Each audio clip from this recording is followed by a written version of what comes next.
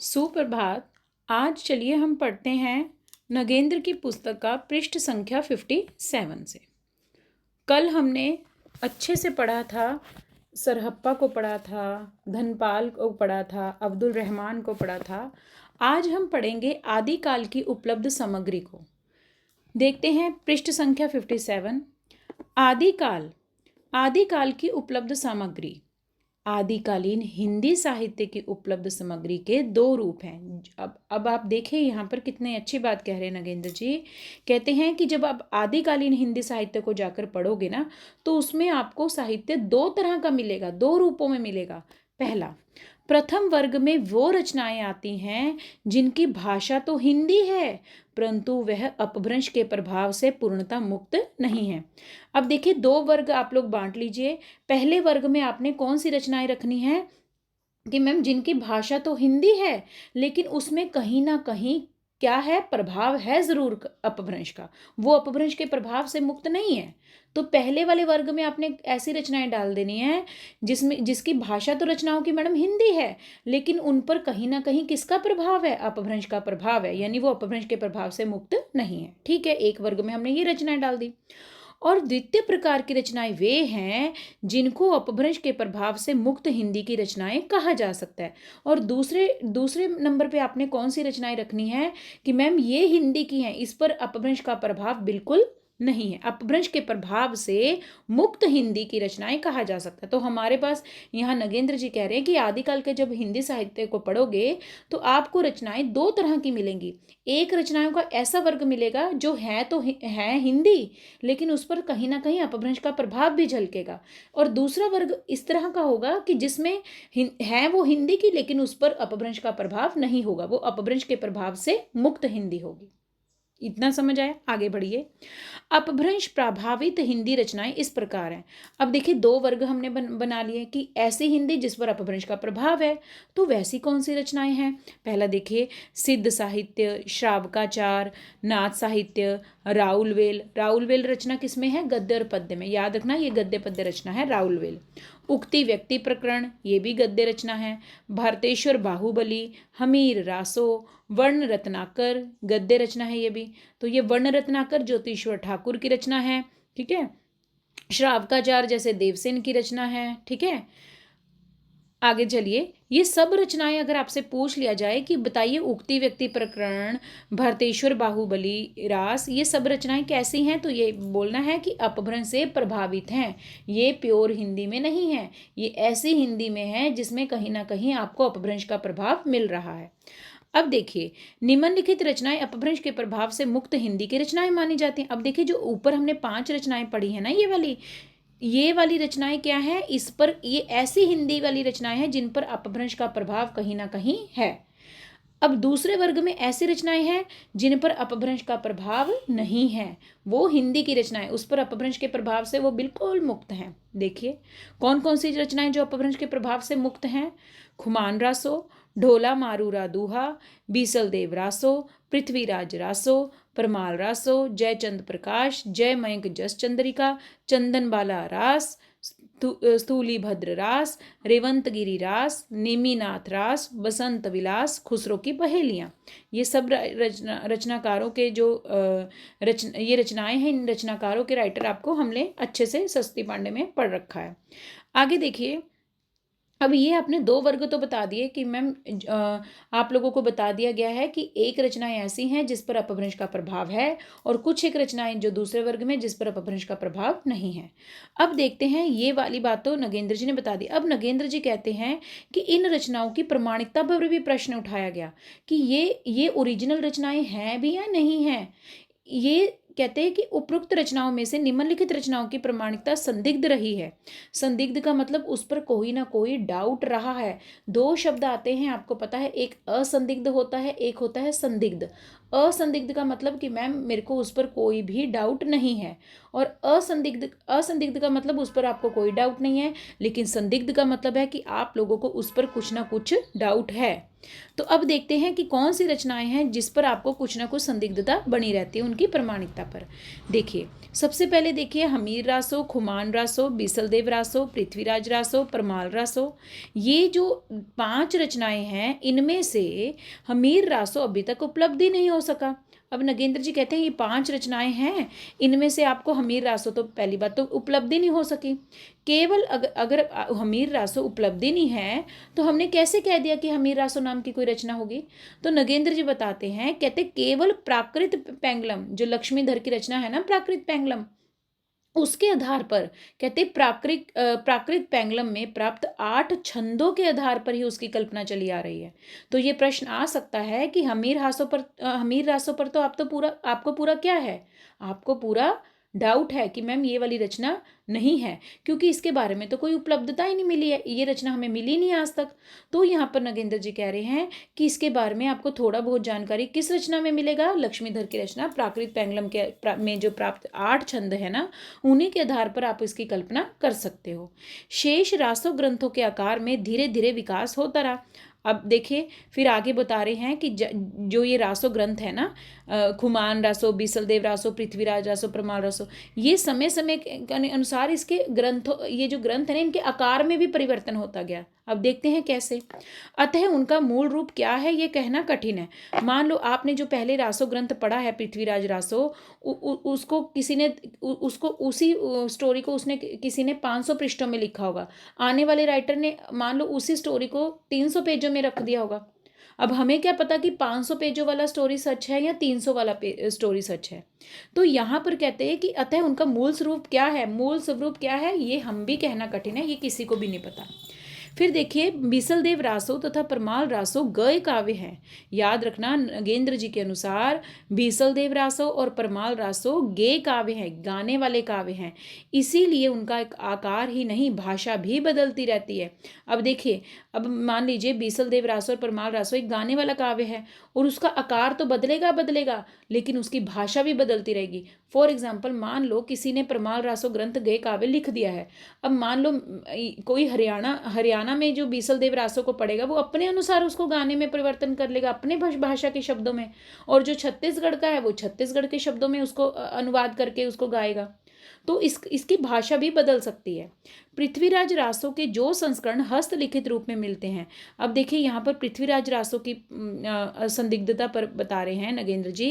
कहते हैं पृथ्वीराज रासो के आपको बहुत सारे संस्करण मिलेंगे जो हस्तलिखित है, हाथों से लिखे हुए मिलते हैं, लेकिन उनके आकार में भी प्राप्त असमानता है। उनका आकार भी, कई हस्तलिखित पुस्तकें आपको पृथ्वीराज रासो की मिल जाएंगी 500 पृष्ठों की, कोई 300 पृष्ठों की, तो उनके भी आकार में समानता नहीं है, असमानता है। अतः इस काव्य के मूल रूप का भी अभी तक ठीक ठीक पता नहीं चल सका है। ना तो हमीर रासो का ठीक ठीक पता चल सका है, ना ही इस पृथ्वीराज रासो का ठीक ठीक पता चल सका है। खुमान रासो के आकार में भी समय समय पर वृद्धि होती रही। अब देखिए तीसरी रचना उन्होंने खुमान रासो को उठाया, कहते खुमान रासो में भी ऐसा ही हुआ, उसके भी आकार में परिवर्तन होता जा। पहले वाले संस्करणों में 300 में बात कर दी गई, फिर उसी किसी ने और ने लिखा हुआ खुमान रासो पर अनुवाद करके कुछ भी और करके लिखा हुआ, उसने 200 पेजों में वो बता दिया, तो उसके भी आकार में समय समय पर आपको वृद्धि मिलती है, तथा क्षेपक जुड़ते चले गए। अतः रासो ग्रंथों के वर्तमान रूप पर हम अप्रमाणिकता का आरोप लगा सकते हैं। तो देखिए, अब ऊपर बातें जो हम पढ़ के आए हैं उसके आधार पर हम कह सकते हैं कि मैम आपने बोला कि पृथ्वीराज रासो की हस्तलिखित पुस्तक तो इतने पेजों की थी, बाद में आने वाले रूप में आने वाले राइटरों ने इसको इतना बना दिया। तो ऐसे ही बहुत सारी रचनाओं के अभी आपको बताया नहीं कि कितना आकार में परिवर्तन हो रहा है। तो ये परिवर्तन क्या दर्शाता है कि ये रचना अभी तक क्या नहीं है, प्रूफ नहीं है, तो इसका कोई प्रमाण नहीं है। तो लोगों ने इस पर क्या आरोप लगा दिया, इस पर आरोप लगा दिया कि ये तो अप्रमाणित है, ये रचनाएं प्रमाणिक नहीं है, ये रचनाएं ओरिजिनल नहीं है, ये रचनाएं अप्रमाणिकता, तो अप्रमाणिकता का आरोप लगा सकते हो आप लोग। यह आरोप प्राय लगाया भी जाता रहा है, ये हमने नहीं लगाया, ये बड़े बड़े राइटरों ने भी आरोप लगाया। किंतु यह स्वीकार करना भी अनुचित नहीं है। कहते ये स्वीकार करना अनुचित मतलब ठीक नहीं है कि ये सभी रासो ग्रंथ सर्वांश में ना तो उत्तरकालीन रचनाएं हैं और ना ही अप्रमाणिक हैं। लेकिन अब आप बताइए, कहते अब नगेंद्र जी कह रहे हैं कि कहते अगर ऐसे तो आप तो हर रचना को लेकर उस पर डाउट खड़ा कर दोगे। ऐसे अगर हर रचना पर लेकर डाउट खड़ा कर दोगे तो वो तो फिर हमारा हिंदी साहित्य तो पूरा डाउट से ही भर जाएगा। तो कहते हैं ये ठीक नहीं है कि ये सभी रासो ग्रंथ जितने भी हैं उन पर सर्वांश में ना तो उत्तरकालीन रचनाएं हैं और ना ही अप्रमाणिक हैं। निश्चय ही इन सब की रचनाएं आदिकाल में हुई थी। तो ऐसा माना नगेंद्र जी कह रहे हैं कि जरूर ये सारी रचनाएं हुई होंगी आदिकाल में, तभी तो इनका जिक्र आया है। धीरे धीरे बस इनके आकार और रूप में परिवर्तन होता गया, किंतु उस परिवर्तन के कारण आदिकाल में इनके अस्तित्व को अस्वीकार नहीं किया जा सकता। अब नगेंद्र जी हमें समझा रहे हैं कि भाई इतना आप लोग भ्रम में मत रहो। ये रचनाएं जरूर आदिकाल में इनकी रचना हुई होगी, बस इसके आकार और रूप में परिवर्तन आ गया होगा। मात्र एक आकार और रूप में परिवर्तन आने की वजह से आप इसको बोल रहे हो कि मैम ये रचनाएं प्रमाणिक नहीं है। तो नगेंद्र जी कहते हैं ऐसा आरोप नहीं लगाना है। इस परिवर्तन के कारण आदिकाल में इसके अस्तित्व को अस्वीकार नहीं किया जा सकता। आप मानिए कि इन रचनाओं का कहीं ना कहीं अस्तित्व है आदिकाल में, आप इस अस्तित्व को मना मत कीजिए, अस्वीकार मत कीजिए। तो यहाँ पर ये कहा जा रहा है। अब देखिए ग्रहण और त्याग का प्रश्न। हमने आदिकाल की सामग्री के अंतर्गत जिन रचनाओं को शामिल किया है उनके विषय में हमारी दृष्टि बहुत स्पष्ट है।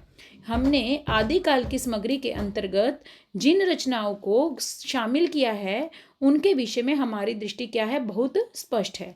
हम ना तो शुद्ध अपभ्रंश की पमचरो, स्वयंभू छंद, महाप्राण, जसहर चरु, भविष्यत कहा, संदेश रासक आदि को हिंदी की रचनाएं स्वीकार करना उचित समझते हैं और ना हिंदी के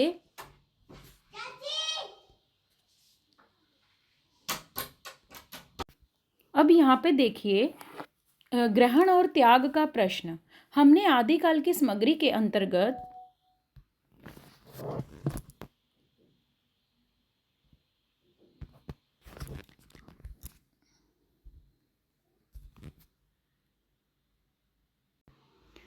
आगे देखिए ग्रहण और त्याग का प्रश्न।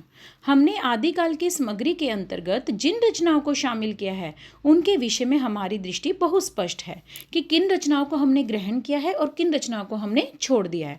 चलते हैं। हम ना तो शुद्ध अपभ्रंश की पमचरु, स्वयंभू छंद, महापुराण, जसहर चरयु, भविष्यत कहा, संदेश रासक आदि को हिंदी की रचनाएं स्वीकार करना उचित समझते हैं।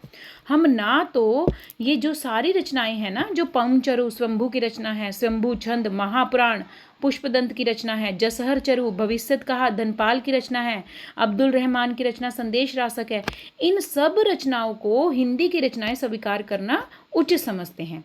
क्यों? क्योंकि हम ना तो शुद्ध अपभ्रंश की रचना, ये सारी रचनाएं जो आपको मिलेंगी वो शुद्ध अपभ्रंश की रचनाएं हैं, इसको हम हिंदी की रचनाएं स्वीकार करना ठीक समझते हैं। और ना हिंदी के सिद्ध काव्य, ना साहित्य, श्रावकाचार, राउल वेल, भारतेश्वर बाहुबलीरास आदि उन ग्रंथों को हिंदी साहित्य के बाहर रखना ही न्यायोचित मानते हैं। अब देखिए यहाँ नगेंद्र जी कह रहे हैं कि ना तो हम ऊपर वाली रचनाओं को शुद्ध अपभ्रंश की रचनाएं मानकर हम इसको हिंदी की रचनाएं स्वीकार करना उचित मानते हैं क्योंकि है ही ये अपभ्रंश की रचनाएं हैं, और ना ही हम हिंदी का जो सिद्ध काव्य है, ना साहित्य है, ये जो ये श्रावकाचार है, राउल वेल रचनाएं हैं, इन सभी ग्रंथों को हिंदी साहित्य के बाहर रखना ही न्यायोचित समझें। क्या हम इसको कह दें कि ये वाली रचनाएं हिंदी साहित्य से बाहर रख दीजिए? क्यों? क्योंकि इसमें क्या है, अपभ्रंश का प्रभाव है। हम ऐसे भी नहीं कह सकते। जिनमें अपभ्रंश प्रभाव भाषा मात्र एक प्रभावी तत्व है।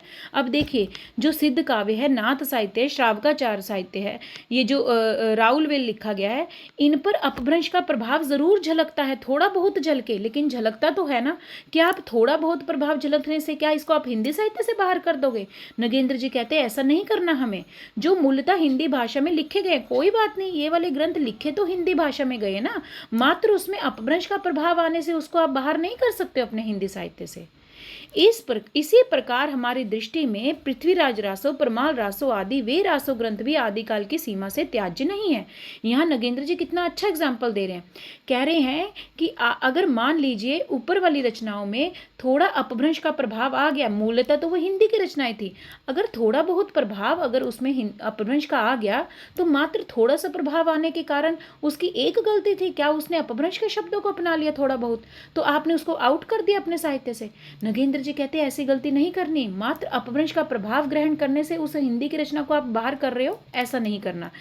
फिर कहते इसी प्रकार कहते पृथ्वीराज रासो, परमाल रासो, जितने भी रासो ग्रंथ है वो आदिकाल की सीमा से उसको भी नहीं त्याग सकते। क्यों नहीं त्याग सकते? मात्र हम इतना कह दें कि उनके आकार में परिवर्तन आ गया समय समय के अनुसार, और इसीलिए मैडम हमने उनको छोड़ दिया कि हमें पता ही नहीं है कि ये रचना सच में ओरिजिनल है या नहीं है।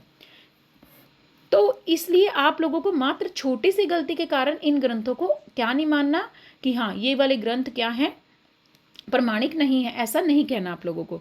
जो मूलतः पूर्व पीठिका में लिखे गए थे, बाद में जिनका आकार बदला है, ये देखिए कह रहे हैं ना पृथ्वीराज रासो जो लिखे गए थे बस आकार ही तो बदला है, मात्र आकार बदलने के कारण उसको आप बाहर कर रहे हो, ऐसा नहीं करना नगेंद्र जी कह रहे हैं। यदि आकार वृद्धि या परिवर्तन को निर्णायक तत्व मानने लग जाएं तब तो कबीर, सूर, तुलसी, मीरा, बिहारी आदि की रचनाओं की प्रमाणिकता भी विशुद्ध नहीं रह सकती। बिल्कुल नगेंद्र जी ने सही कहा है। नगेंद्र जी कहते हैं अगर आप आकार में समय समय पर वृद्धि, उसके रचनाओं के आकार में वृद्धि हो रही है, परिवर्तन हो रहा है उनके रूप में, उसको कहकर आप उसको बाहर निकाल रहे हैं, ऐसे तो फिर कबीर की रचनाओं में भी परिवर्तन हुआ है, सूर की रचनाओं में भी परिवर्तन हुआ है, तुलसीदास की रचनाओं में भी परिवर्तन हुआ है, तो उस पर भी आप आरोप लगाइए, उनको भी फिर भी शुद्ध साहित्य से बाहर करिए। तो यहाँ पर समझा रहे हैं नगेंद्र जी। एक अन्य तर्क यह भी दिया जा सकता है, कहते जो रचनाएं जैन और बौद्ध धर्मों के विषय में लिखी गई हैं वे साहित्यिक रचनाएं नहीं हैं। देखिए जो जैन और बौद्ध धर्मों के विषय में लिखी गई हैं, अब ये भी आरोप लगा कि जैन और बौद्ध धर्मों के विषय पर जो जो रचनाएं लिखी गई हैं उनको आप साहित्य की रचनाओं में मत रखिए, अतः उनको साहित्य के इतिहास में स्थान नहीं मिलना चाहिए। ये बात शुक्ल जी ने हमें बोली थी। शुक्ल जी ने हमें बोला था कि ये जो जैन और बौद्ध धर्म की रचनाएं हैं इनको तो साहित्य की कोटि से बाहर कीजिए, ये लोगों को धर्म के नाम पर भड़का रहे हैं, या सिद्धनाथों का उन्होंने बोला था कि इनको भी बाहर करिए। तो यहाँ पर नगेंद्र जी बता रहे हैं, कहते शुक्ल जी इस मत के पोषक थे। शुक्ल जी ने ऐसा कहा था कि जैन बौद्ध धर्मों के विषय में जो भी आपको रचनाएं मिल रही हैं उसको साहित्यिक रचनाएं मैं नहीं मानूंगा। इस बात के पोषक कौन है? शुक्ल जी हैं। फिर इसी बात का हजारी प्रसाद द्विवेदी जी क्या कहते हैं कि भाई शुक्ल जी मैं तुम्हारी इस बात से सहमत नहीं हूँ, बुरा मत मानिए, मैं आपकी इस बात से शुक्ल जी सहमत नहीं हूँ। तब हजारी जी ने क्या कहा? तो ये हजारी जी का कथन है। अब हजारी जी क्या समझा रहे हैं शुक्ल जी को? शुक्ल जी इस संबंध में जो मत व्यक्त किया है वही अधिक तर्क संगत है। शुक्ल जी कह रहे हैं कि अब जो मत है वो ज्यादा तर्क संगत है। वो क्या कह रहे हैं हजारी जी, क्या समझाएंगे? देखिए हजारी जी कह रहे हैं कई रचनाएं जो मूलतः जैन धर्म भावना से प्रेरित होकर लिखी गई हैं। हजारी जी शुक्ल जी को क्या समझा रहे हैं? अरे शुक्ल दादाजी ऐसे तो बहुत सारी रचनाएं हैं जो जैन धर्म भावना से प्रेरित होकर लिखी गई हैं, और निसंदेह बहुत उत्तम प्रकार की रचनाएं, उत्तम काव्य हैं, और हमीर रासों की भांति भी साहित्यिक इतिहास के लिए स्वीकार्य हो सकती हैं। शुक्ल दादाजी क्या, हजारी जी क्या समझा रहे हैं शुक्ल दादा को? अरे शुक्ल दादाजी ऐसी तो बहुत सारी रचनाएं जो जैन धर्म भावना से प्रेरित और बहुत उत्तम काव्य रचनाएं हैं, क्या आप उसको बाहर कर दोगे? आपने ही तो बोला जैन और बौद्ध धर्म की रचनाओं को सबको साहित्यिक रचनाओं में नहीं करूंगा, मैं साहित्यिक रचनाएं नहीं मानूंगा। ऐसे तो बहुत सारी रचनाएं हैं साहित्य में जो बड़ी हाई लेवल की, बड़ी बढ़िया प्रकार की रचनाएं हैं, आप उनको कैसे बाहर कर सकते हो? हमीर रासों की भांति आप साहित्य इतिहास के लिए स्वीकारी हो सकते, जैसे हमने ऊपर हमीर रासों को स्वीकार किया है नहीं, चाहे उसका हमें आकार नहीं मिलता, मात्र प्राकृत पेंगलम के आधार पर हमने उसको स्वीकार्यता दी थी या नहीं दी थी हमीर रासों को, तो इसको भी हजारी जी कहते हैं आपको स्वीकार करना पड़ेगा। यही बात बौद्ध सिद्धों की कुछ रचनाओं के बारे में कही जा सकती है। तो यहाँ हजारी जी कह रहे हैं शुक्ल जी ऐसा मत कीजिए, जैन और बौद्ध धर्म की रचनाएं आप साहित्य की रचनाएं नहीं मान रहे, ऐसा कहकर आप गलत कर रहे हो, क्योंकि उसमें भी बहुत उत्तम प्रकार का काव्य लिखा गया है। अतः पूर्वोक्त सामग्री को आदिकाल के इतिहास का सामग्री मानना ही न्याय संगत है। हजारी जी कह रहे हैं कि सारी जितने भी आपको आदिकाल की पूर्वोक्त सामग्री मिल रही है उन सबको आदिकाल के इतिहास की सामग्री आपको मान लेना चाहिए। अब देखिए, चलो मान लिया हमने। अब मान लिया तो हम उसका वर्गीकरण करेंगे, अब अलग अलग भागों में कैटेगरी में बांटेंगे। अब देखिए, आदिकाल के आपको जितनी भी सामग्री मिलती है उसको आपने निम्न वर्गों में विभाजित कर दिया। पहला देखिए, सिद्ध साहित्य में जैन साहित्य, नाथ साहित्य और रासो साहित्य और लौकिक साहित्य और गद्य रचनाएं, 6 प्रकार के वर्गों में आपने विभाजित कर दिया। सिद्ध साहित्य में सिद्धों की रचनाएं, जैन साहित्य में जैनों की रचनाएं, नाथ साहित्य में नाथों की रचनाएं, रासो साहित्य में वही जो वीरतापरक रचनाएं थी, लौकिक साहित्य में जो जितनी भी फुटकल रचनाएं बच गई ना लौकिक में, वो सभी आ जाएंगे इसमें, और गद्य रचनाएं आ जाएंगी। अब देखते हैं एक एक करके हम सिद्ध साहित्य क्या है। सिद्ध साहित्य के अंतर्गत 84 सिद्धों की वे साहित्यिक रचनाएं आएंगी जो तत्कालीन लोक भाषा हिंदी में लिखी गई हैं। पहली क्वालिटी, सिद्ध साहित्य के अंतर्गत कौन सी रचनाएं आएंगी? 84 सिद्धों की रचनाएं आएंगी। इनकी विशेषता क्या है कि मैम ये लोक भाषा में लिखी जाएंगी, लोक भाषा हिंदी में लिखी गई हैं। इसके राइटर कौन कौन से हैं? सरहप्पा, लुईपा, विरूपा, कण्हप्पा, कुकरीपा, तांतीपा आदि सिद्धों की रचनाएं इस कोटि में आती है। जितने भी पापा वाले आ जाएंगे ना पीछे, सरहप्पा, लुईपा, विरूपा, ये सब सिद्ध साहित्य वाले हैं। तो इन लोगों की रचनाएं किस में आएंगी? सिद्ध साहित्य में आएंगी। और विशेषता क्या है? ये तत्कालीन लोक भाषा हिंदी में लिख रहे थे। उसके बाद दूसरा वर्ग आ गया जैन साहित्य वाला। जैन साहित्य में वे हिंदी की रचनाएं शामिल हैं जिनमें जैन धर्म की कथाएं आएंगी, उनके दार्शनिक मतों को रखा गया है, उनके उपदेशों को आधार बनाकर रखा गया है। अब आप पूछेंगे कि मैम कौन सी जैन साहित्य की रचनाएं हैं?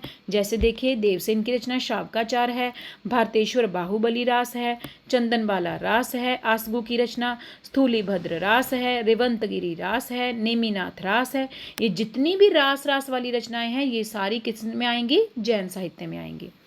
फिर आप देखिए, सिद्ध साहित्य में हमें सारी ये क्या कहते हैं, सिद्धों की रचनाएं रख दी, ठीक है। और जैन साहित्य में हमने क्या रख दिया? जितने भी जैन धर्म की कथाएं वगैरह प्रचलित होती आ रही थी, तो वो जैन लोग अपनी कथाओं के माध्यम से, रचनाओं के माध्यम से बता रहे थे। अब आते हैं तीसरी कैटेगरी वाले नाथ साहित्य। नाथ साहित्य के अंतर्गत आप किस किस को पढ़ते हो? गोरखनाथ को, चुरंगी नाथ को, गोपीचंद को, चुनकर नाथ को, भर्तरी नाथ को। नाथ वाले में आप नाथ वालों को पढ़ोगे। आदि हठ योगी कवियों की रचनाएं शामिल है। हठ योगियों की रचनाएं क्या है? नाथ में सम्मिलित है। आगे चलिए, फिर देखिए 3 वर्ग हमने पढ़ लिए, सिद्ध, नाथ, जैन। अब चौथा वर्ग में किन रचनाओं को रखेंगे? रासो साहित्य वालों को। अब देखिए, रासो और रास नामों वाली सभी पुस्तकें रासो साहित्य का अंग नहीं है। ये वेरी वेरी इंपॉर्टेंट प्रश्न है। अगर आप मान लीजिए किसी भी रचना के पीछे आपने रासो शब्द लगा दिया, क्या वो रासो शब्द वाली रचना क्या वो रासोपरक रचनाएं हो जाएंगी? क्या वो वीरपरक रचनाएं हो जाएंगी? नहीं। इसका उदाहरण आपको मैं बीसल देव रासो का दे सकती हूँ। क्यों? क्योंकि शुक्ल जी ने कहा था कि बीसल देव रासो ये कोई वीरपरक रचनाएं नहीं है। बीसल देव रासो में आपने देखा है ना कि कैसे प्रेमी छोड़कर चला जाता है जब प्रेमिका को, तो वो कितना विरह वर्णन करा गया, उसमें रोती है, वियोग है, और उसमें शब्द में देखो रासो लगा है। अब क्या उसको भी आप वीरतापरक रचनाएं बता सकते हो? उड़ीसा छोड़कर चला जाता है ना प्रेमी उसका, ठीक है। तो वो स्टोरी उसमें हमने पढ़ी हुई है, उसमें वो स्टोरी आती है। तो ऐसा नहीं है कि हर जिसके पीछे रासो शब्द मिल गया और वो पक्का ही क्या कहते हैं, वीरपरक रचना होगी, ठीक है। तो यहाँ नगेंद्र जी कह रहे हैं रासो या रासो नाम वाली सभी पुस्तकें आप रासो साहित्य का अंग नहीं है। हमने रासो साहित्य के अंतर्गत केवल उन्हीं रचनाओं को लिया है जिन रचनाओं में राजाओं की ऐतिहासिक वीर गाथाएं मिलती हैं। समझ आया? रासो ग्रंथ हम किसको मानेंगे? उन्हीं रासो ग्रंथों को रासो ग्रंथ मानेंगे जिनमें आपको पुराने राजाओं की ऐतिहासिकता, वीर गाथाओं के बारे में मिलेगा आपको। इस वर्ग में कौन कौन सी रचनाएं हैं? हमीर रासो, खुमान रासो, बीसलदेव रासो, पृथ्वीराज रासो शामिल है। अब देखिए, बीसलदेव रासो वीर गाथा जरूर मिलेगी, लेकिन वीर गीत परंपरा के रूप में लिखा गया बीसलदेव रासो प्रथम ग्रंथ है, ना कि उसमें कोई वीरता परक बात हुई है, ठीक है। उसमें विरह वर्णन ही दिखाया गया है, रोना धोना दिखाया गया है। समझ आया? इसलिए तो कहते हैं रासो सिर्फ उन्हीं को कहोगे जिस रचनाओं में आपको मिलेगी वीरता परक, राजाओं की वीर गाथाएं मिलेंगी। कुछ ऐसी रचनाएं भी इस काल में लिखी गई थी जो उपयुक्त किसी वर्ग में नहीं आती। अब देखो रासो साहित्य में तो वो वाली रचनाएं डाल दी जिसमें आपको राजाओं की ऐतिहासिक वीर गाथाएं आपको पढ़ने को मिलेंगी।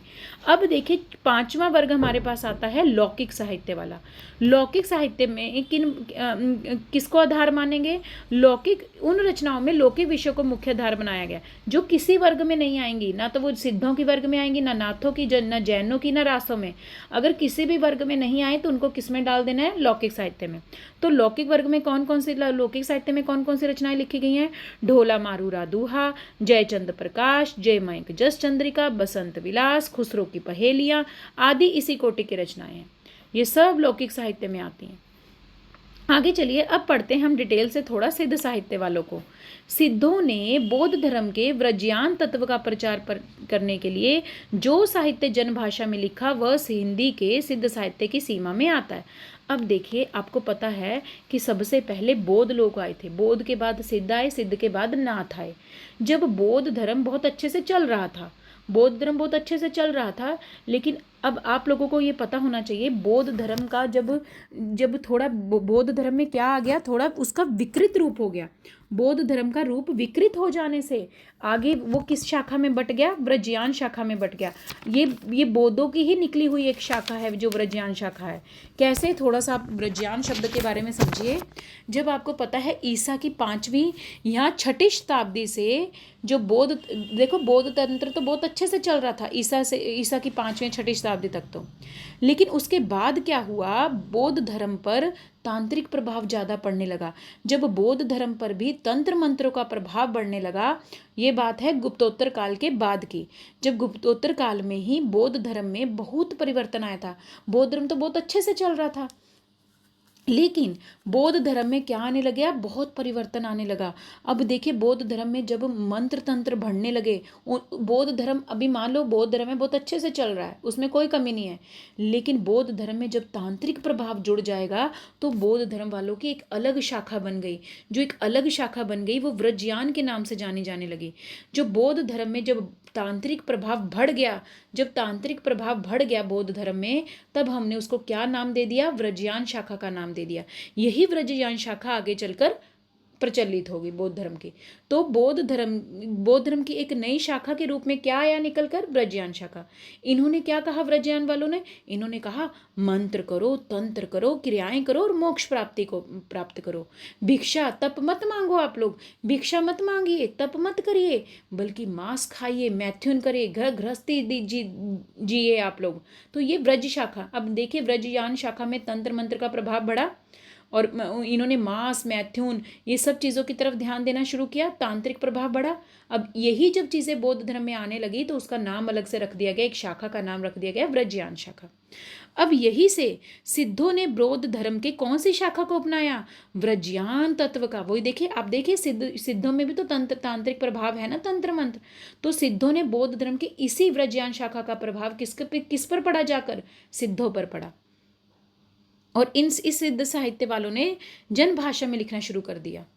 राहुल संकृत्यायन ने, इसमें सबसे बड़ा एग्जाम्पल आता है राहुल संकृत्यायन का। राहुल संकृत्यायन ने क्या किया?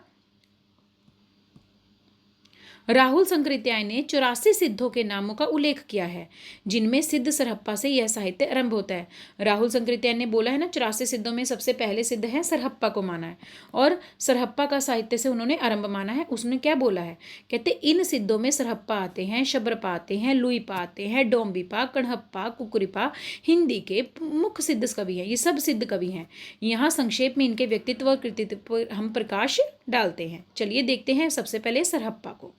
सरहप्पा, देखिए सरहप्पा कहते ये सरहापाद, सरोज वज्र, राहुल भद्र आदि कई नामों से प्रख्यात है। याद रखना, सरहप्पा के आपको अलग नाम पूछ लिया जाए, सरहप्पा का ही नाम है सरहापाद, सरहप्पा का ही नाम है सरोज वज्र, सरहप्पा का ही नाम है राहुल भद्र। ये सब नाम सरहप्पा के हैं। दूसरी बात, सरहप्पा जाति से क्या थे? ब्राह्मण थे। रचना काल के विषय में सभी विद्वान एक मत नहीं है, कोई रचना काल इसका अलग मानता है, कोई समय अलग मानता है। जैसे हमने पीछे भी पढ़ा था, विनयतोष भट्टाचार्य कोई अलग समय मान रहा है, राहुल जी कुछ और मान रहे हैं, तो सब लोग इसका रचना काल अलग अलग मान रहे हैं। लेकिन राहुल जी के अनुसार जाइए तो राहुल जी इसका समय कब मानते हैं, 769। वहीं पर विनयतोष भट्टाचार्य 633 मान रहा था, हम पीछे पढ़ के आए थे। यहीं पर राहुल जी क्या मान रहे हैं, सरहप्पा का समय 769, जो कि सर्वमान्य है, जिससे अधिकांश विद्वान सहमत भी हैं इस राहुल वाले समय से। राहुल ने सरहप्पा का समय कब माना है, 769, जिससे बाकी लोग भी सहमत हैं। इनके द्वारा रचित 32 ग्रंथ बताए गए हैं। Very very important. अगर प्रश्न आ जाए नगेंद्र के अनुसार सरहप्पा के कितने ग्रंथ हैं, तो 32 ग्रंथ हैं। तो सर कोडिंग कर लो, सरहप्पा से सर हमें कितने ग्रंथ पढ़ाते हैं राहुल को, सरहप्पा सर 32 ग्रंथ पढ़ाते हैं। जिनमें से प्रमुख कौन सा है, 32 ग्रंथों में से तो उन्हें हम जिक्र करेंगे।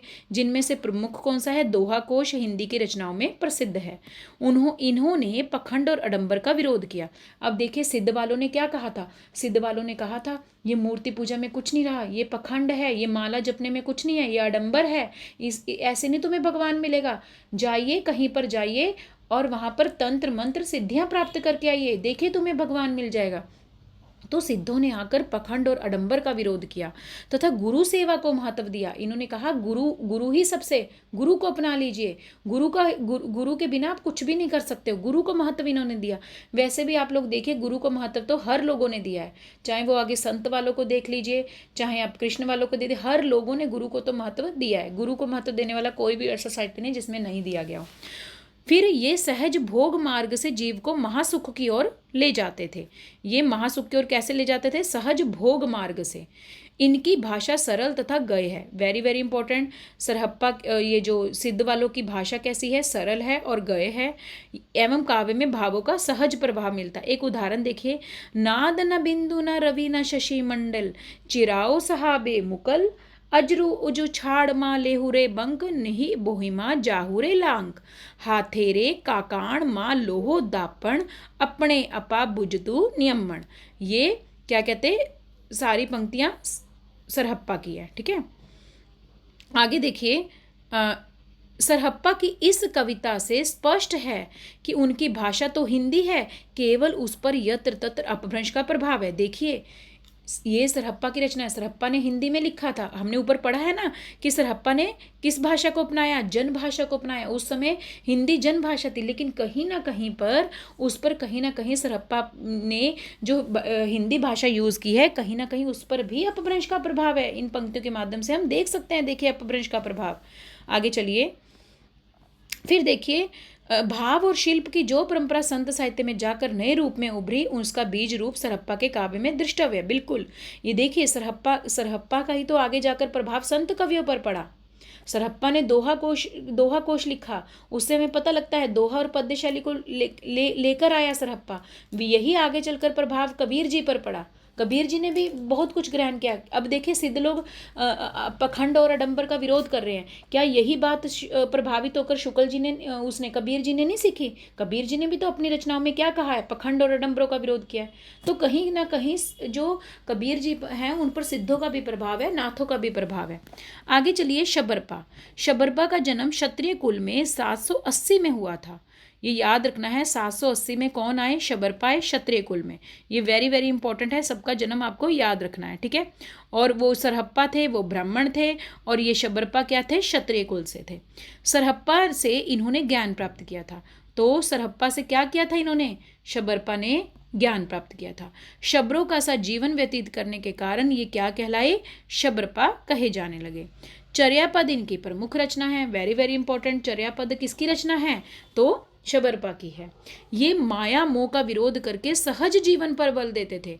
ये बोलते थे शबरपा कि ये भी एक सिद्धि तो है, ये बोलते हैं कि मोह माया का विरोध कीजिए, कुछ नहीं रखा मोह माया में, उसी को महासुख की प्राप्ति का मार्ग बतलाते हैं। ये बोलते हैं कि मोह माया में मत पड़िए और सहज जीवन, मोह माया का विरोध करके सहज जीवन जिए। सहज जीवन जियोगे तभी आपको महासुख की प्राप्ति होगी। अब देखिए शबरपा की कुछ पंक्तियां, हेरी ये मेरी तैला बाड़ी खसमे समतुला, पुकड़े सैरे कपास फुटीला, तैला वाडीर पासेर जोहना वाड़ी तायला, फिटेली अंधारी रे आकाश फुलिया। ये सब पंक्तियां किसकी हैं, शबरपा की है। आगे चलते हैं लुइपा। ये राजा धर्मपाल के शासनकाल में कायस्थ परिवार में उत्पन्न हुए थे। अब देखिए उपक्षत्रिय में पैदा हुए क्षत्रिय शबरपा थे। देखो ये ऐसे भी आ सकते, श से क्षत्रिय, श से शबरपा। आगे देखिए लुइपा। लुइपा कहाँ पैदा हुए थे? राजा धर्मपाल के शासनकाल में कायस्थ परिवार में उत्पन्न हुए थे। तो किसके शासनकाल में लुइपा का जन्म हुआ था? प्रश्न आ जाए तो धर्मपाल के शासनकाल में। अब देखिए धर्मपाल के शासनकाल में कौन जन्मे थे? लुइपा। शबरपा ने इन्हें अपना शिष्य बनाया। अब देखिए पहले सरप्पा को शिष्य बना लिया, सरप्पा को अपना गुरु बना लिया शबरपा ने। अब शबरपा ने इन्हें अपना शिष्य बना लिया। अब शबरपा ने किसको अपना शिष्य बना लिया? आगे लुइपा को। इनकी साधना का प्रभाव देकर उड़ीसा के तत्कालीन राजा तथा मंत्री इनके शिष्य हो गए। अब बताइए, आपको पता है लुइपा इतना ज़्यादा फेमस हो गया था, कितनी बड़ी बात है कि उड़ीसा का तत्कालीन राजा और मंत्री भी इसका शिष्य हो गया। कहीं ना कहीं लुइपा में कुछ खासियत होगी, तभी तो इतना बड़ा राजा और मंत्री उड़ीसा का इसका शिष्य बन गया। 84 सिद्धों में इनका सबसे ऊंचा स्थान माना जाता है। ये वेरी वेरी इंपॉर्टेंट प्रश्न है कि 84 सिद्धों में सबसे पहले आते सरहप्पा हैं, लेकिन सबसे ऊंचा स्थान किसका माना जाएगा? लुइपा का माना जाएगा। Very very important. तो 84 सिद्धों में सबसे ऊंचा स्थान किसका है? लुइपा का, क्योंकि लुइपा में इतने गुण थे कि उसकी भक्ति भावना से प्रेरित होकर बड़े बड़े राजा और मंत्री भी उड़ीसा के उसके शिष्य बन गए थे। कुछ ना कुछ तो खास बात होगी, इसीलिए तो 84 सिद्धों में सबसे ऊंचा स्थान किसको माना गया है? लुइपा का। इनकी कविता में रहस्य भावना की प्रधानता है। तो किनकी कविता में रहस्य भावना की प्रधानता है? तो लुइपा की। आगे देखिए इनकी पंक्तियां देखिए। काया तरुवर पंच बिड़ाल, चंचल चिये पहिठो काल, दिड करिए महासु परिणाम, लुई मर्म है गुरु पुच्छ अजान। अब देखिए यहाँ से भी आपको पता चल सकता है ये लुइपा की पंक्ति। यहाँ लुई शब्द आ गया, और दूसरा देखिए बिड़ाल, पंच बिड़ाल, पंच बिड़ाल, ल पंच बिड़ाल, ल से लुइपा, बिड़ाल, ल से बिड़ाल, बिड़ाल, ल से लुइपा, ऐसे भी याद कर सकते हो। आगे चलिए अगला पढ़ते हैं हम डोम्बिपा को। ये मगध के क्षत्रिय वंश में 840 ईस्वी के लगभग इनका जन्म हुआ। ये भी क्षत्रिय वंश से था। उधर से देखिए शबरपा भी था क्षत्रिय से, इधर से डोम्बिपा भी क्षत्रिय वंश से 840 में। विरूपा से इन्होंने दीक्षा ली थी। अब देखिए विरूपा से इन्होंने किसे? अब डोम्बिपा के गुरु कौन है? विरूपा है। याद रखना है डोम्बिपा के गुरु कौन है? विरूपा। विरूपा से इन्होंने दीक्षा ली थी। इनके द्वारा रचित 21 ग्रंथ बतलाए गए हैं। वहीं पर सरहप्पा के ग्रंथ बताए गए थे 32। यहाँ पर नगेंद्र जी के अनुसार पूछ लिया जाए डोम्बिपा के ग्रंथ कितने हैं, तो 21 बताने। डोम्बिपा है तो 21। इनमें प्रमुख देखिए डोम्बी गीतिका, योगचर्या और अक्षर द्विको उपदेश। ये तीनों रचनाएं डोम्बिपा की बड़ी फेमस है। कौन कौन सी हैं? डोम्बी गीतिका, योगचर्या, अक्षर द्विपोपदेश। ठीक है, इनकी कविताओं का एक उदाहरण देखिए। ये बहुत बार पंक्ति आती है। गंगा जमुना माझेरे बाहर नाए, ताई बुड़ीली मातंग पोयाली ले पार करई, बाहुतो डोम्बी बाहलो डोम्बी वाटत बहिल उछारा, सदगुरु पाए पे जायब पूणु जिनहोरा। अब देखिए डोम्बिपा से आप लोग कोडिंग भी कर सकते हो। डोम्बिका का मतलब डुबकी लगाना। आप लोग कहाँ डुबकी लगाते हो? गंगा जमुना में। डोम्बिपा कहता है मैं डुबकी लगाता हूँ, कोडिंग कर लो गंगा जमुना में। कहाँ डोम्बिपा डुबकी लगाता है? गंगा जमुना में। और देखिए तीसरी पंक्ति में तो डोम्बी शब्द आ गया, तो वहां से आप मार ही सकते हो। सदगुरु पाए पे जाय भी पूणु जिणोरा। तो कहते कि गंगा जमुना में डुबकी लगाने से हमें क्या मिलेगा? सदगुरु मिलेगा और पुणु मिलेगा। मतलब कोडिंग में है पुणु मतलब पुण्य मिलेगा। कोडिंग कर लो। डोम्बिपा कहता है गंगा जमुना में डुबकी लगाएगा तो सदगुरु पाओगे और आपको पुण्य भी मिलेगा, यानी पुण्य भी मिलेगा। ऐसे आप कोडिंग से याद कर सकते हो। अब देखिए यहाँ पर महत्वपूर्ण बात यह है, अगर प्रश्न आ जाए योगचर्या किसकी रचना है, तब तो आप मार के आओगे डोम्बिपा की। अगर प्रश्न आ जाए योगचर्या आ जाए तो डोम्बिपा की है, चर्या पद आ जाए तो देखिए शबरपा की है। Very very important. चर्या पद आ जाए तो शबरपा, अगर योगचर्या आ जाए तो किसकी मार के आनी है? डोम्बिपा की। आगे चलते हैं कणहप्पा को। कणहप्पा, इनका जन्म क से कणहप्पा, क से कर्नाटक के ब्राह्मण वंश में हुआ था 820 ईस्वी में। बिहार के सोमपुरी स्थान पर ये रहते थे। तो वेरी इंपॉर्टेंट, कहाँ रहते थे ये? बिहार के सोमपुरी स्थान पर। जलंधर पा को इन्होंने अपना गुरु बनाया था। वेरी वेरी इंपॉर्टेंट, कणहप्पा ने अपना गुरु किसको बनाया था? जैसे डोम्बिपा थे विरूपा के, ठीक है, ऐसे ही कणहप्पा ने अपना गुरु किसको बना दिया? जलंधरपा को। कई सिद्धों ने इनकी शिष्यता स्वीकार की थी। इनके लिखे 74 ग्रंथ बताए जाते हैं। अब देखिए, 32 ग्रंथ सरहप्पा के थे, अभी हम पढ़ के आए हैं डोम्बिपा के 21 ग्रंथ हैं, ये याद रखना नगेंद्र जी के अनुसार। और कणहप्पा के कितने ग्रंथ बता दिए आप लोगों को? 74 ग्रंथ किसके हैं? कणहप्पा के हैं, जिनमें अधिकांश दार्शनिक विषयों पर है। ज़्यादातर आपको जितने भी 74 ग्रंथ हैं, ज़्यादातर आपको दार्शनिक विचारों पर मिलेंगे। रहस्यात्मक भावनाओं से परिपूर्ण गीतों की रचना करके ये हिंदी के कवियों में प्रसिद्ध हुए। अब देखिए, इन्होंने, याद रखना, ये कणहप्पा के विषय में आपको याद रखना है कि इन्होंने रहस्यात्मक भावनाओं से रचनाएं लिखी हैं, और इन्हीं रहस्यात्मक भावनाओं से परिपूर्ण करके इन्होंने जो गीत लिखे हैं, इसी कारण ये हिंदी के कवियों में प्रसिद्ध हो गए। इन्होंने शास्त्रीय रूढ़ियों का भी खंडन किया है। वेरी वेरी इंपॉर्टेंट, अगर प्रश्न आ जाए किस सिद्ध साहित्य ने शास्त्रीय रूढ़ियों का खंडन किया है, तो कणहप्पा ने शास्त्रीय रूढ़ियों का खंडन किया। वेरी वेरी इंपॉर्टेंट, अगर प्रश्न आ जाए शास्त्रीय रूढ़ियों का खंडन किया है किसने, तो शास्त्रीय रूढ़ियों का खंडन करने वाले हैं कणहप्पा।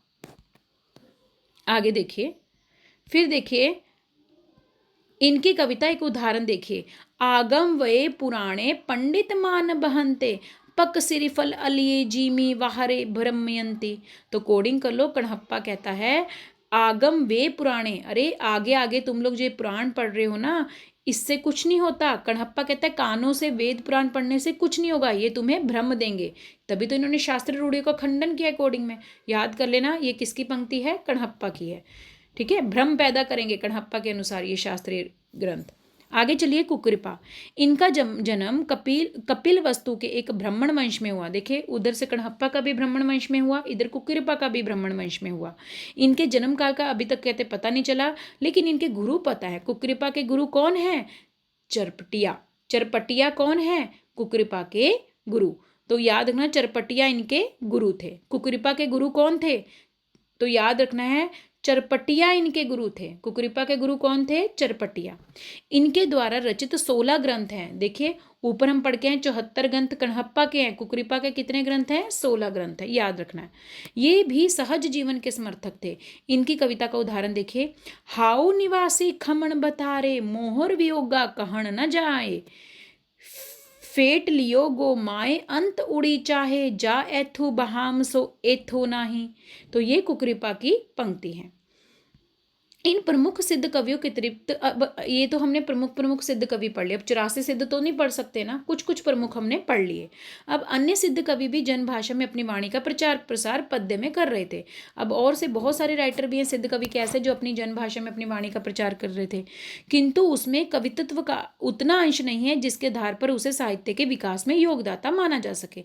अब नगेंद्र जी कह रहे हैं कि देखिए, इन्होंने भी लिखा है जनभाषा में, लेकिन क्यों सरहप्पा, लुईपा या कणहप्पा, कुकृपा, डोम्बिपा, इन्हीं को ही साहित्य में स्थान दिया गया है? क्योंकि इन्होंने इनके काव्य में कविता का पूरा अंश मिलता है। जो एक काव्य के तत्व होने चाहिए वो इनमें मिल रहे हैं। लेकिन जो बाकी राइटरों ने लिखा है, चाहे वो 84 सिद्धों में आते हैं, लेकिन उनमें कविता का इतना अंश नहीं मिलता। इसी आधार पर उनको हमने साहित्य में इतना इंपॉर्टेंट नहीं माना। जिन कवियों की पहले चर्चा की गई है, उनका साहित्य ही हिंदी के सिद्ध साहित्य के लिए गौरव का विषय। कहते हैं जिन लोगों के बारे में अभी बता के आए हैं, सरहप्पा, कणहप्पा, डोम्बिपा, कुकृपा, इन्हीं का साहित्य के में क्या है? एक गौरवमय स्थान है। इन कवियों ने क्या किया है? हिंदी साहित्य में कविता की जो प्रवृत्तियां आरंभ की, उनका प्रभाव भक्ति काल तक चलता रहा। बिल्कुल, इन लोगों ने कविता में जो जो विशेषताएं डाली, इन्हीं विशेषताओं का आगे चलकर हम प्रभाव कहाँ देखते हैं? जाकर संत साहित्य पर देते हैं। अब देखिए, जैसे अब देखिए, हमने ये पढ़ा है, क्या कहते, ये कणहप्पा है, ये कणहप्पा कह रहा नहीं है कि शास्त्रीय रूढ़ियों का विरोध किया इसने। क्या इसी कणहप्पा की तरह कबीर जी ने नहीं शास्त्रीय रूढ़ियों का विरोध किया? उन्होंने नहीं कहा कि इतना कुछ, ये जो आप शास्त्र ग्रंथ पढ़ रहे हो, कि कोई विद्वान नहीं बन जाता, ठीक है ना, बोला था ना उन्होंने भी खंडन मंडन किया था। तो यही देखिए, आगे चलकर संत साहित्य पर प्रभाव पड़ा है इन सिद्धों का। इसीलिए इनके काव्य को यहाँ पर रखा गया है। रूढ़ियों का विरोध का अक्खड़पन जो कबीर आदि की कविताएं में मिलता है। देखिए आगे उदाहरण भी बता रहे नगेंद्र जी। भक्ति काल में प्रभाव मिला है इन सिद्ध साहित्यों की। रूढ़ियों का विरोध का अक्खड़पन, क्या रूढ़ियों का विरोध वही यही रूढ़ियों का विरोध ये सिद्ध लोग कर रहे थे। क्या इन्हीं रूढ़ियों का विरोध आगे चलकर कबीर पर प्रभाव नहीं पड़ा? बिल्कुल पड़ा है। तो ये जो कबीर ने भी आगे चलकर रूढ़ियों का विरोध किया है, उनके जो अक्खड़पन था, मुंह पर हर बात बोल देते थे, डरते नहीं थे कबीर जी किसी से भी, चाहे वो हिंदू हो चाहे मुसलमान हो। कहते नहीं कि 2.5 अक्षर प्रेम का पंडित भया ना कोय, कि 2.5 अक्षर पढ़ने से तुम लोग पंडित बन गए, कि बड़े बड़े शास्त्र ग्रंथ पढ़ने से क्या तुम पंडित बन गए। तो यहाँ पर ये सारी बातें जो लेकर आए रूढ़ियों का विरोध करना, कहीं ना कहीं इन सिद्धों का ही प्रभाव पड़ा है आगे जाकर कबीर पर। योग साधना के क्षेत्र में भी इनका प्रभाव पहुंचा है। सामाजिक जीवन के जो चित्र इन्होंने उभारे वे भक्ति काल काव्य के लिए सामाजिक चेतना की पीठिका बन चुके थे। इन्होंने सामाजिक जीवन के जो चित्र उभारे, क्या सामाजिक जीवन में उभारे कि समाज में रहकर आप, इन्होंने बोला कि माया का विरोध करिए, कोई मूर्ति पूजा मत करिए, सब खंडन मंडन करिए, इन चीज़ों का, भारी आडंबर का विरोध किया। ये जो समाज की जो चली आ रही थी चीज़ें, इन चीज़ों का इन्होंने विरोध किया, बुरी चीज़ों का। क्या आगे चलकर भक्ति काल के साहित्य में भी ये चीज़ें नहीं मिलती हैं। यानी भक्ति साहित्य के लिए एक पीठिका तैयार कौन करके गए, एक बेस तैयार कौन करके गए? ये सिद्धनाथ लोग ही। कृष्ण भक्ति के मूल में जो प्रवृत्ति मार्ग है उसकी प्रेरणा के सूत्र भी हमें इनके साहित्य में मिलते हैं। कृष्ण भक्ति पर भी आगे चलकर इनका प्रभाव पड़ा था। तो उनके कृष्ण भक्ति काव्य में भी आपको जो मूल प्रवृत्तियां पढ़ने को मिलती हैं, वो भी सब लोग भी इसी से ही प्रेरित होकर आगे अपनी भूमिका को आगे लेकर बढ़ाकर चलें। तो कहीं ना कहीं इन सिद्धों नाथों की रचनाएं हो जाएं तो इन्होंने एक बेस तैयार करके दिया था, आधार भूमि तैयार करके दी थी किन लोगों को? भक्तिकालीन के लोगों को। चलिए आज हम सिद्ध साहित्य तक पढ़ेंगे, कल हम पढ़ेंगे जैन साहित्य।